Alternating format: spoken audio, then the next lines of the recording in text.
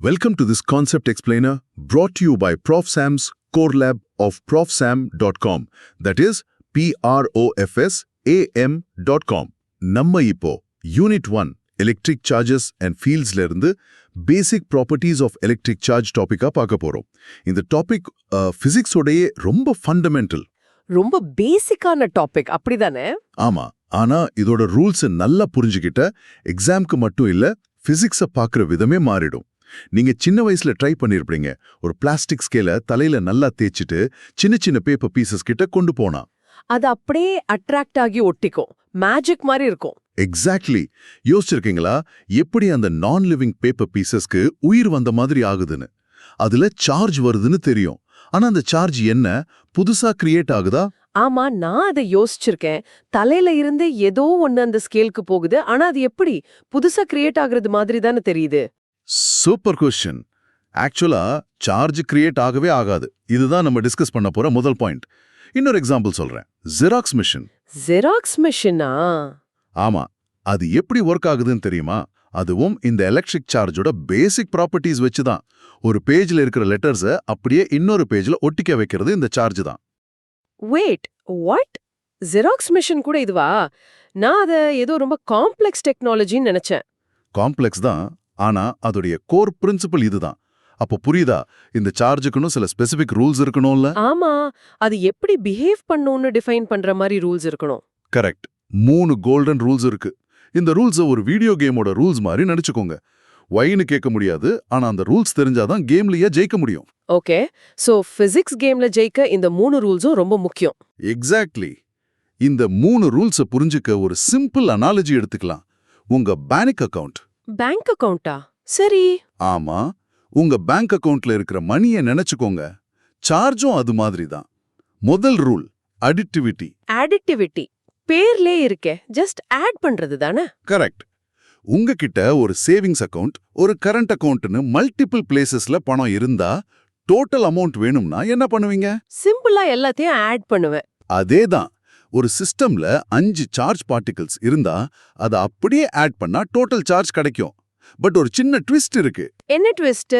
பணம்னா எல்லாமே பாசிட்டிவ் தான், ஆனா சார்ஜ்ல பாசிட்டிவ் நெகட்டிவ்னு 2 இருக்கே, அதை எப்படி ஹேண்டில் பண்றது? Excellent point. இங்க தான் அந்த ட்விஸ்ட். நம்ம பேங்க் அக்கவுண்ட்லயும் கிரெடிட், அதாவது பிளஸ், லோன் ஆர் டெட், அதாவது மைனஸ் இருக்குல்ல? ஆமா, இருக்கு. அப்படி நினைச்சுக்கோங்க. ஒரு சிஸ்டம்ல +5 unit charge, -2 unit charge and +1 unit charge இருந்தா நீங்க ஆல்ஜிப்ராய்க் சம் எடுக்கணும். அதாவது 5 - 2 + 1 டோட்டலா எவ்வளோ? ஆஹா, +4 யூனிட்ஸ். ஓ, ஓகே. சிம்பிளா சைன்ஸோட ஆட் பண்ணணும். அதான் அடிட்டிவிட்டி. பர்ஃபெக்ட். ஓகே. ரெண்டாவது ப்ராப்பர்ட்டி கான்சர்வேஷன் ஆஃப் சார்ஜ். இது ரொம்ப பவர்ஃபுல் ஐடியா. உங்க பேங்க் அனாலஜில கண்டினியூ பண்ணலாம். உங்க சேவிங்ஸ் அக்கவுண்ட்ல இருந்து கரண்ட் அக்கவுண்ட்டுக்கு பணத்தை டிரான்ஸ்ஃபர் பண்ணலாம். ஆனா நீங்களே புதுசா கரன்சி நோட்ஸை கிரியேட் பண்ண முடியாது இல்லையா? முடியாது. என்னோட டோட்டல் பேலன்ஸ் எப்பவுமே ஒண்ணுதான், ஜஸ்ட் அக்கவுண்ட்ஸ்குள்ள மாறும். அதேதான். நம்ம ஜஸ்ட் டிரான்ஸ்ஃபர் தான் பண்ண முடியும். அப்ப சார்ஜும் அப்படிதானே. புதுசா கிரியேட் பண்ண முடியாது, டிஸ்ட்ராய் பண்ண முடியாது. ஒரு இடத்துல இருந்து இன்னொரு இடத்துக்கு மாத்த மட்டும்தான் முடியும். ப்ரிசைஸ்லி. ஸ்கேல தலையில தேய்க்கும் போது உங்க தலைமுடியில இருந்து கொஞ்சம் எலக்ட்ரான்ஸ், அதாவது நெகட்டிவ் சார்ஜ், அந்த ஸ்கேலுக்கு டிரான்ஸ்ஃபர் ஆகுது. அப்போ ஹேர் பாசிட்டிவ் ஆயிடும், ஸ்கேல் நெகட்டிவ் ஆயிடும். கரெக்ட். புதுசா சார்ஜ் கிரியேட் ஆகல, ஜஸ்ட் டிரான்ஸ்ஃபர் ஆகியிருக்கு. மொத்தத்துல யூனிவர்ஸோட டோட்டல் சார்ஜ் எப்பவுமே ஒரே மாதிரி தான் இருக்கும். இது ஒரு யூனிவர்சல் லா. இப்போ மூணாவது ப்ராப்பர்ட்டி. இது கொஞ்சம் மைண்ட் பெண்டிங்கா இருக்கும். Quantisation of charge. Quantisation, okay. நம்ம இந்தியன் கரன்சியோட என்ன சின்ன யூனிட் யூஸ் பண்றோம்? 1 பைசா. ஆனா இப்ப அது கூட யூஸ்ல இல்ல. பிராக்டிக்கலா 1 ரூபாய் தான். பட் ஆன்சரா சொல்லணும்னா 1 பைசா. கரெக்ட். நீங்க கடையில போய் 1.5 பைசாக்கு ஏதாவது வாங்க முடியுமா? முடியாது. எல்லாமே 1 பைசாவோட மல்டிபிள்ஸா தான் இருக்கணும். 1 பைசா, 2 பைசா, 100 பைசா. ஆனா 1.5ல முடியாது. அதேதான். சார்ஜுக்கும் அதே மாதிரி ஒரு பேசிக் இன்டிவிசிபிள் யூனிட் இருக்கு. அதோட பேரு எலிமெண்டரி சார்ஜ், சிம்பிள் E. ஓ, அப்போ குவான்டைசேஷன்னா சார்ஜ் சின்ன சின்ன பாக்கெட்ஸா இருக்கும்னு அர்த்தமா? Like coins. Perfect analogy. Exactly அதேதான். You can have 1 coin or 2 coins, but not 1.5 coins. So எந்த ஒரு சார்ஜும் இந்த ஈயோட இன்டிஜர் மல்டிபிளா தான் இருக்கும் அப்படிதானே? எஸ், நீங்க 2e 5e -10eன்னு பார்க்கலாம். ஆனா 1.5e or 2.7e மாதிரி ஒரு சார்ஜை பார்க்கவே முடியாது. இந்த ஐடியா தான் குவாண்டம் மெக்கானிக்ஸ்க்கே ஒரு பேஸ். வாவ்! அப்போ மேக்ஸ் பிளாங்க் சொன்ன எனர்ஜி குவான்டைசேஷன் மாதிரி தான் இதுவும் இப்போ கனெக்ட் ஆகுது. சூப்பர். இப்போ இந்த ஐடியாஸ்லாம் நம்ம இன்ட்யூஷனுக்கு ஹெல்ப் பண்ணும். பட் எக்ஸாம்ல NCERT புக்ல இருக்கிற ப்ரிசைஸ் லாங்குவேஜ் தான் யூஸ் பண்ணணும். ஆமா, அது முக்கியம். இப்போ அதை எப்படி ஃபார்மலா சொல்றாங்கன்னு பார்ப்போம். செக்ஷன் 1.4ல இருக்கிற டெஃபினிஷன்ஸை படிங்க. Okay.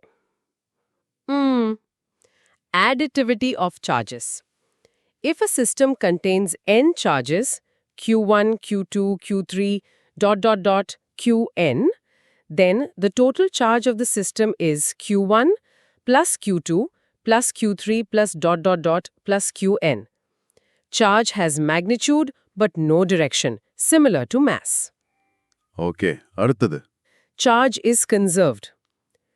Within an isolated system consisting of many charged bodies, due to interactions among the bodies, charges may get redistributed, but it is found that the total charge of the isolated system is always conserved. ஃபைனலா quantisation. Quantization of charge. Experimentally, it is established that all free charges are integral multiples of a basic unit of charge, denoted by E. Thus, charge Q on a body is always given by Q is equal to NE, where N is any integer, positive or negative. Perfect. இப்போ இந்த formal வேர்ட்ஸை நம்ம analogy வச்சு break down பண்ணுவோம்.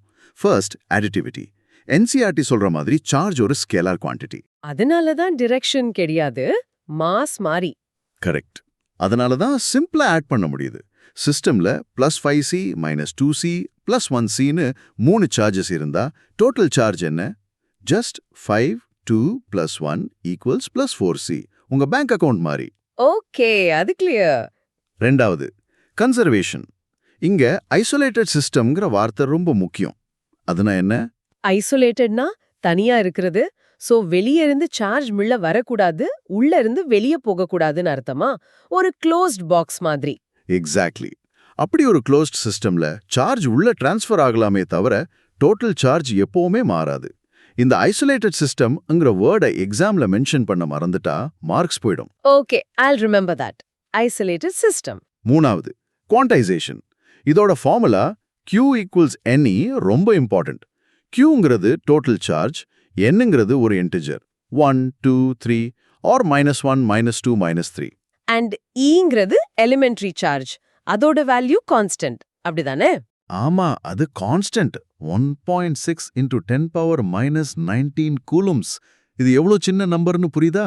10⁻−19. ரொம்ப ரொம்ப சின்ன number. So ஒரு காயினோட value 1.6 × 10⁻−19c. Correct. Hope everything is clear so far. This concept explainer is from profsam.com, that is profsam.com. Okay, ஒரு சிம்பிள் நியூமெரிக்கல் எக்ஸாம்பிள் பார்ப்போம். 2 ஐடென்டிக்கல் மெட்டல் ஸ்பியர்ஸ் இருக்கு, A and B. Okay. Sphere Aல +8 μc charge இருக்கு. Sphere Bல -5 μc charge இருக்கு. இப்போ ரெண்டையும் touch பண்ணி அப்புறம் பிரிக்கிறோம். ஃபைனலா A and Bல எவ்வளவு சார்ஜ் இருக்கும்? டச் பண்றதால சார்ஜ் ரீடிஸ்ட்ரிபியூட் ஆகும். சோ நம்ம கன்சர்வேஷன் பிரின்சிபல் யூஸ் பண்ணணும். கரெக்ட். சோ ஃபர்ஸ்ட் ஸ்டெப் என்ன? ஃபர்ஸ்ட் இனிஷியல் டோட்டல் சார்ஜை கண்டுபிடிக்கணும். அது +8 + -5. So +3 μc. Perfect. The total charge of the isolated system is +3 μc. Touch பண்ணி பிரிச்சதுக்கு அப்புறமும் டோட்டல் சார்ஜ் அதே தான் இருக்கணும். இப்போ என்ன பண்ணணும்? ரெண்டு ஸ்பியர்ஸும் ஐடென்டிக்கல்னு சொன்னீங்க.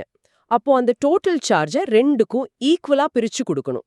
So +3 μc divided by 2. ரெண்டுலயும் +1.5 μc charge இருக்கும். சரியா?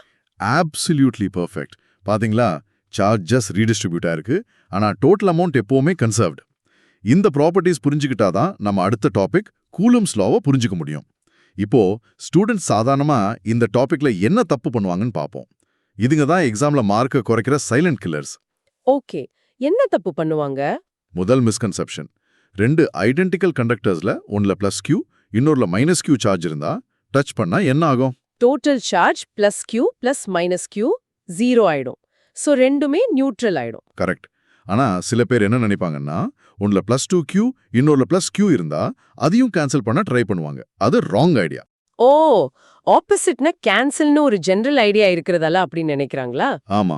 But the correct idea is charges cancel ஆகாது, அது ரீடிஸ்ட்ரிபியூட் ஆகும்.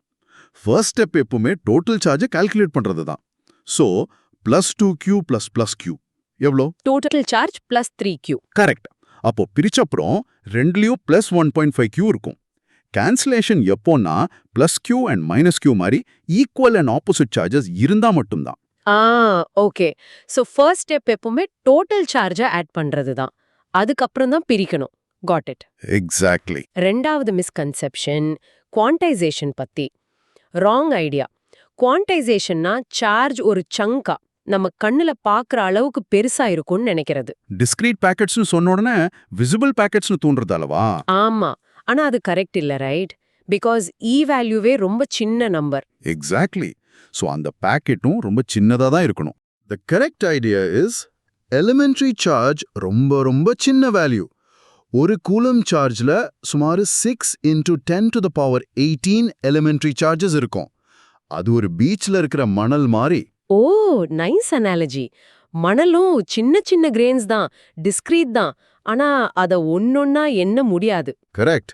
அதே மாதிரி மேக்ரோஸ்காபிக் லெவல்ல சார்ஜ் கண்டினியூஸா ஒரு ஃப்ளூயிட் மாதிரி தான் தெரியும். Okay, so quantization is a micro level concept.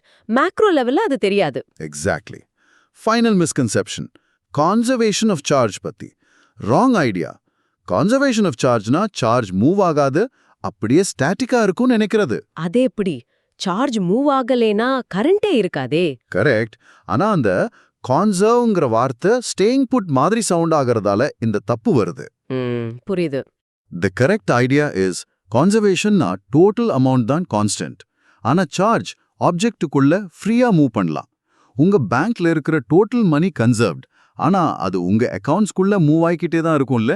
ஆமா ஆமா, got it. Total constant, but individual charges can move. The system is dynamic. Super. இப்போ இந்த 3 ப்ராப்பர்ட்டிஸ் ஞாபகம் வச்சுக்க ஒரு சிம்பிள் நிமோனிக் யூஸ் பண்ணலாம். ACQ. ஆல்பபெட்டிக்கல் ஆர்டர்ல. ACQ. ஓகே, என்னது? A for additive. Charges just add up. C for conserved. Total charge constant. Q for quantized.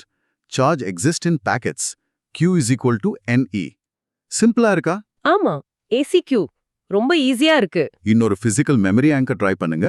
ஒரு கையில இருந்து இன்னொரு கைக்கு ஒரு இன்விசிபிள் பொருளா மாத்துங்க. ஓகே, மாத்திட்டேன். இதுதான் சார்ஜ் டிரான்ஸ்ஃபர். இப்போ ரெண்டு கையிலையும் சேர்த்து இருக்கிற டோட்டல் அமௌண்ட் மாறவே இல்லை. இது கான்சர்வேஷன். இந்த சின்ன ஜெஸ்டர் எக்ஸாம் ஹால்ல கூட ஞாபகத்துக்கு வரும். அது ஒரு cool trick. ACQ and the hand gesture ஞாபகம் வச்சுக்கிறேன். ஓகே, சோ இந்த டிஸ்கஷன்ல இருந்து 3 எக்ஸாம் சேஃப் பாயிண்ட்ஸ் ஞாபகம் வச்சுக்கோங்க. சொல்லுங்க. 1. Electric charges additive. ஒரு சிஸ்டமோட டோட்டல் சார்ஜ் உள்ள இருக்கிற இண்டிவிஜுவல் சார்ஜஸோட சிம்பிள் அல்ஜிப்ரைக் சம் தான். சயின்ஸை கரெக்டா யூஸ் பண்ணணும். Okay, point 1. 2. Electric charges conserved. ஒரு ஐசோலேட்டட் சிஸ்டமோட டோட்டல் சார்ஜ் எப்பவுமே கான்ஸ்டன்ட். சார்ஜை கிரியேட் பண்ணவோ டிஸ்ட்ராய் பண்ணவோ முடியாது. Got it. 3. Electric charges quantised. எந்த ஒரு சார்ஜும் எலிமெண்ட்ரி சார்ஜ் E1.6 × 10⁻⁻19 C-யோட இன்டிஜர் மல்டிபிளாக இருக்கும். Formula Q = NE. இந்த 3 ரூல்ஸும் சிம்பிளா தெரியலாம், ஆனா இதுதான் என்டையர் எலக்ட்ரோமேக்னட்டிசம்கே ஃபவுண்டேஷன். அதுல ஸ்ட்ராங்கா இருந்தா அடுத்து வரது ஈஸியா இருக்கும். Correct. 12th CBSE physics, chemistry and மேத்ஸ்ல மேக்ஸிமம் மார்க்ஸ் வாங்க profsam.com விசிட் பண்ணுங்க. That is PROFS Sam, right? Yes, PROFSAM.com. நம்ம அடுத்த டிஸ்கஷன்ல மீட் பண்ணலாம்.